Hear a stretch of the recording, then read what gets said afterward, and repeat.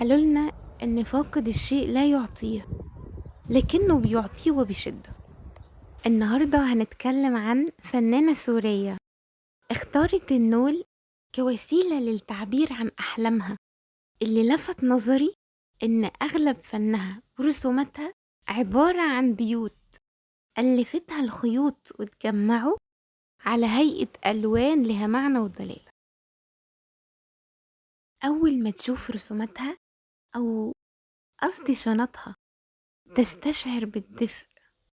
جايز وهي بترسم بتتخيل وطنها وتحن له. النهاردة أنا هحكي لكم حكاية النول والبنت السورية اللي جت في وطنها التاني عشان تبدأ مشروعها من هنا. النول هو الأداة أو الجهاز اللي بيتعمل عليه النسيج اليدوي أو الصناعي.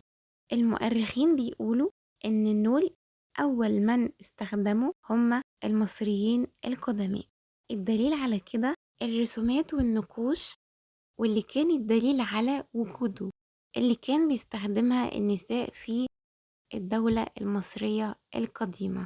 الأدوات الأساسية الخيط والنول اللي هو بيكون متكون من خطوط طولية وخطوط عرضية اللي هم قالوا لنا اسمها اللحمة.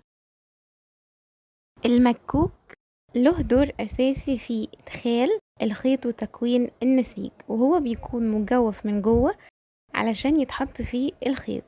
فالمكوك وظيفته إنه بيشيل الخيط العرضي وبيدخله بين الخطوط الطولية. يجي هنا بقى دور المشط، ودوره ترتيب الخيوط ويخليها متساوية ومتوازية. بمعنى أدق إنه بيضغط على الخيط مكانه علشان القماش يبقى متماسك. من غير المشط القماش هيطلع مفكك وغير منتظم، يعني بيرص ويدكك الخيط.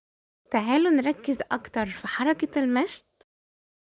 هي دلوقتي حطت الخيط بالشكل والغرزة المناسبة ليها، هتستخدم المشط علشان يشده، والموضوع تاني بالتوالي برضو بنفس الطريقة.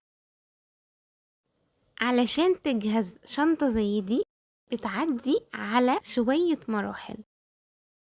أول مرحلة النسيج والتطريز لو هيستخدم، وبعدين الخياطة، وآخر خطوة التبطين. الشنط بتاخد بحد أدنى 3 أيام لعملها.